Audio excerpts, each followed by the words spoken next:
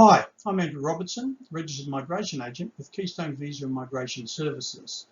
The webinar today, and I thank you for joining us, is going to be discussing the Australian Partner Visa. The contents that we'll be discussing today is what is an Australian Partner Visa, the different subclasses of the Partner Visa, the Provisional Partner Visa, the subclass 309, and the Migrant Partner Visa subclass 100, the Partner Visa application itself, the processing times, what is the definition of a long-term relationship, the de facto relationship for a partner visa application, and we'll talk a little bit about registered relationships and whether you need to be divorced to apply for a partner visa. We'll talk a little bit about sponsors, eligible New Zealand citizens, the forms of documents, the applicant's requirements, and changes to the partner visa application that's coming. And then lastly, very briefly, why you should appoint us to help you with your partner visa application. This presentation is intended for informational purposes only. The information contained in this guide does not in any way create a migration agent-client relationship and does not constitute legal advice. Please consult a relevant professional for advice appropriate to your situation before proceeding with anything. The information provided does not guarantee a successful visa outcome. The Australian Partner Visa consists of subclasses grouped together as subclass 820, 801 and subclass 100, 309. It is these subclasses that you apply for when you're applying for a partner visa. The Australian Partner Visa is specifically aimed at individuals in genuine relationships who are looking to live in Australia with their partner. You don't need to be married and can be in a committed de facto relationship or a relationship that has been registered. Let's talk about the subclasses 820 and 801. They're applicable for individuals who are currently in Australia, so we call these onshore visa applications. You must be in Australia when you apply, and you actually must be in Australia when the visa is granted. The requirements for a partner visa, subclass 820 and 801, include being in a marriage or de facto relationship or a registered relationship with an Australian citizen, an Australian permanent resident, or an eligible New Zealand citizen. As I said, you must be in Australia when you apply, and you must be in Australia when it is determined. Alternatively, the subclass 309 and the 100 are offshore partner visas. So when you apply, when your partner is currently not in Australia. They're called offshore partner visas, and when acquired, it will allow the applicant to travel and live in Australia with you. The requirements for the partner visa 309 and 100 include, very similar to the previous onshore partner visa applications, being married, in a de facto relationship, or in a registered relationship with an Australian citizen, Australian permanent resident, or eligible New Zealand citizen. You must be outside Australia when you apply, and you must be outside when the visa is determined. The partner visa consists of two parts, a temporary and permanent. When you apply for your visa, you're required to pay for both the temporary and the permanent application.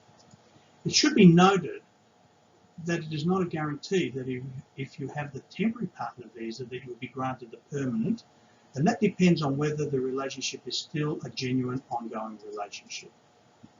2 years after applying for the temporary visa, you're able to submit additional documentation to prove that your relationship is still a genuine ongoing relationship in order for the permanent visa to be determined.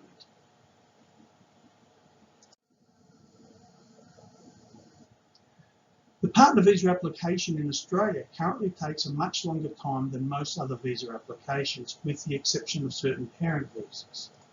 Current processing times are that 75% of applications are processed within 20 months and 90% within 29 months.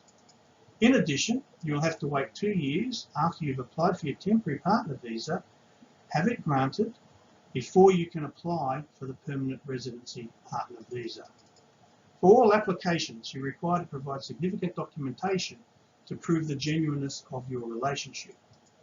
It can take up to 3 to 4 years before you can come and become an Australian permanent resident via the Australian partner visa pathway. There are some exceptions to the waiting period, and these apply for couples that have been in long-term relationships. In these situations, you may be eligible to be granted the permanent partner visa immediately after you're granted temporary partner visa. A long-term relationship is regarded as a marriage or de facto relationship of 3 years or more, or if you have a child together, 2 years. At the time you apply for the partner visa, you must have been married or in a de facto relationship for at least these amounts of time, and of course you must also be able to prove this. It should be noted, however, that the authority for a case officer to grant a permanent partner visa immediately after the temporary visa is known, or partner visa is granted, is known as a non-compellable discretion, which means that the case officer can't be forced to do it, and they are free to choose to do it or not. It is important to highlight your long-term relationship in a submission accompanying the application to ensure that this is brought to the case officer's attention. In our experience, case officers usually grant the permanent partner visa immediately after the temporary partner visa to applicants that are in long-term relationships. What is a de facto relationship for migration purposes? A de facto relationship is one where you and your partner are not legally married to each other, but have lived together for 12 months, and you are committed to sharing a life to the exclusion of all others, and the relationship is genuine and continuing, and you live together, or you do not live separately and apart on a permanent basis, and that you are not related by family. A de facto relationship can be with someone of the same or different sex. It is important again to note that the time you spent dating or in an online relationship does not count as being in a de facto relationship. As just stated, you need to be in a de facto relationship for at least 12 months for it to be recognised for migration purposes. However, as a result of amendments on the 9th of November 2009, if the relationship is registered under a state or territory law as prescribed in the Act's Interpretation Regulations of 2008, you can be exempt from the need to have lived together for 12 months in a de facto relationship if your relationship is registered. The states that recognise a relationship being registered for migration purposes: New South Wales, the ACT, Queensland, Victoria and Tasmania. However, each state have their own requirements. Now, a question that we're often asked is, do I need to be divorced to apply for a partner visa? To qualify for a partner visa, you need to be married or in a de facto relationship, or have your relationship registered. Under Australian law, you can't be married to different people at the same time. If you are married to another person, you are also not permitted to register your relationship. However, under Australian immigration law, it is possible to be in a de facto relationship with your partner and have that de facto relationship recognised for migration purposes, provided you have lived together for over 12 months, even if both of you or one of you are still married to another person. It is important, however, to be able to prove that the previous marriage has ceased and that you are no longer in a relationship with that person. We have successfully applied for partner visas where the applicant or the sponsor have been previously married but not divorced to another person. However, we must stress that it's important to be able to prove that the relationship is no longer active. Sponsors. The sponsor for the partner visa is the Australian permanent resident or the Australian citizen partner of the applicant. An eligible New Zealand citizen may also sponsor, provided that they satisfy certain requirements. In order to be a sponsor, you must be over 18 years of age, an Australian permanent resident or citizen or eligible New Zealand citizen, and have not been sponsored yourself in the last 5 years, and have not sponsored another partner or spouse in the last 5 years. An eligible New Zealand citizen is a New Zealand citizen who is on a special category visa known as a protected special category visa holder. These are for New Zealand citizens who arrived in Australia on a New Zealand passport and were in Australia on the 26th of February 2001, or in Australia for 12 months in the 2 years immediately before the 26th of February 2001. Alternatively, you may have been otherwise assessed as a protected special category visa holder under the Social Security Act of 1991 and will need to provide written confirmation from Centrelink that you are actually a protected special category visa holder. Special category visa holders, protected special category visa holders, are eligible New Zealand citizens who are able to act as sponsors. There are a great number of forms, and that's the truth, that need to be filled in for the application process for the Australian Partner Visa, and these are filled in via the online service through an IMI account. Such forms, Form 80, which has your personal particulars for assessment, including your character assessment.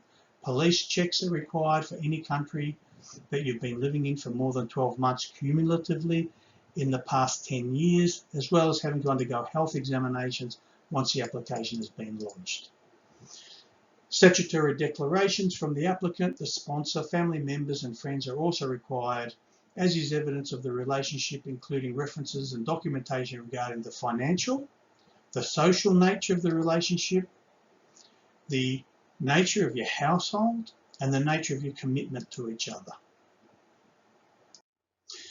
The applicant is required to provide certified copies of the biological pages of their current passports and travel documents, and this is also required for anybody else who's included in the application and also includes the sponsor.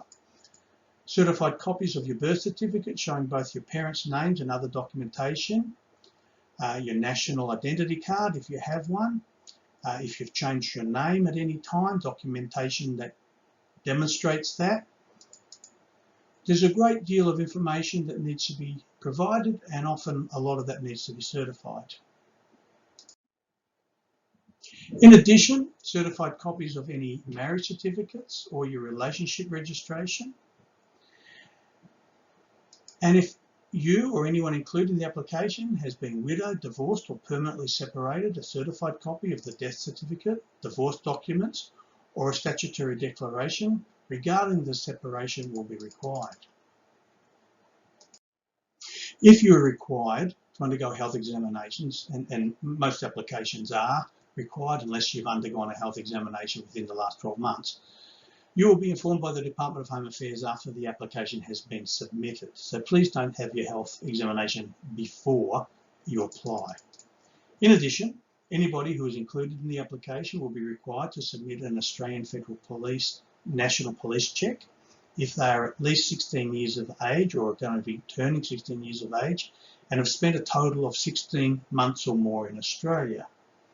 This also includes your sponsor and also police certificates from each country in which you or anyone in the application and the sponsor has spent a total of 12 months or more in the past 10 years since turning 16 years of age. If anyone included in the application has served in the armed forces or any country, or in the armed forces of any country, certified copies of their military service record or discharge papers will also be required. The sponsor will also need to be able to demonstrate that they are an Australian citizen or an Australian permanent resident or an eligible New Zealand citizen by providing their birth certificate, Australian passport or foreign passport containing evidence of permanent residence. And that can be an Australian citizenship certificate for the New Zealand citizens, evidence of the length of residence in Australia and of continuing links with Australia. As previously stated, the sponsor will also be required to provide police clearances from any country that they have lived in for more than 12 months cumulatively in the last 10 years since turning 16 years of age. The evidence of the relationship requires you to provide documentation proving the existence of the relationship. Financial evidence can be in the form of joint bank accounts, jointly owned assets, wills and superannuation beneficiaries. The nature of the household can be demonstrated in the form of bills for utilities, tenancy agreements, and statements regarding the nature of the household. The social context of the relationship demonstrates how your relationship is seen by your friends and family, and such things that would be considered joint invitations to attend weddings, engagement parties, or family functions, and statements from family and friends. On the nature of your commitment to each other, this can be documented such as wedding certificates, registered relationship documentation, and proof of being engaged, as well as statutory declarations. At the end of 2018, a bill was introduced to change the partner visa. The current process for a partner visa, as stated earlier, is that the visa applicant is to be sponsored by an Australian permanent resident or Australian citizen or eligible New Zealand citizen, and at the same time the visa applicant and their partner submit an application to the Department of Home Affairs. The new bill will require the sponsor to lodge their application and have their ability to be sponsored approved first before the partner visa can be lodged. This is in line with the changes that they introduced to parent visas, and the current processing times for parent visa sponsorship is approximately 1 to 3 months. Therefore, there could be a delay in your ability to apply for a partner visa for 1 to 3 months while your sponsor is being approved to be eligible to be your sponsor. So what are going to be the implications with this? If you're an applicant with a limited time remaining on your current visa, you may find that the time it takes for the sponsorship application to be approved means that your current visa may expire.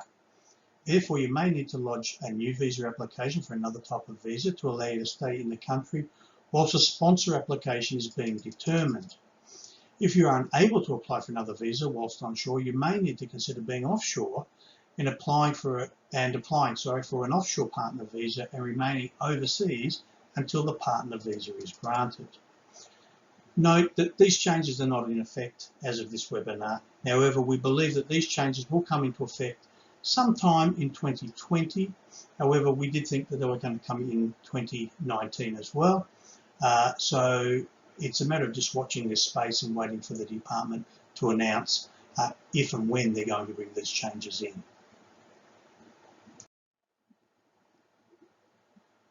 So, as you can see, the partner visa process is quite involved process, requiring a great deal of information and documentation. And we've only really just touched on it, but hopefully we've given you an understanding of what's required.